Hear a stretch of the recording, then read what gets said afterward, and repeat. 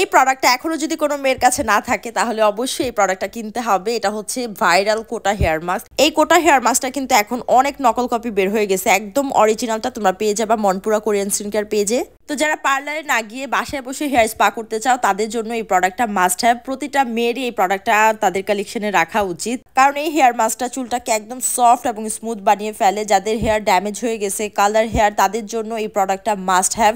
আর এছাড়াও যাদের চুল ভালো আছে তারা অবশ্যই সপ্তাহে একবার চুল শ্যাম্পু করার পর হালকা ভেজা চুলে এই হেয়ার মাস্কটা সুন্দরভাবে অ্যাপ্লাই করে নিতে হবে, যেভাবে আমি অ্যাপ্লাই করতেছি। এভাবে অ্যাপ্লাই করে 20 থেকে 25 মিনিট রেখে তারপর হচ্ছে নর্মাল পানি দিয়ে ওয়াশ করে ফেলতে হবে হেয়ারটাকে। আর যাদের ড্যামেজ হেয়ার অথবা কালার হেয়ার তাদের অবশ্যই সপ্তাহে 2 বার এই কোটা হেয়ার মাস্কটা ব্যবহার করতে হবে শ্যাম্পু করার পর। আর আমি তো সপ্তাহে 3 দিন শ্যাম্পু করি, 3 দিনই হচ্ছে এই কোটা হেয়ার মাস্কটা ব্যবহার করি। সপ্তাহে একদিন হচ্ছে আমি 20 থেকে 25 মিনিট রাখি, আর 2 দিন হচ্ছে আমি নর্মালি জাস্ট শ্যাম্পু করে ওই ভেজা চুলে একটুখানি দিয়ে, মানে একদম অল্প পরিমাণে দিয়ে জাস্ট সাথে সাথে পানি দিয়ে ওয়াশ করে ফেলি।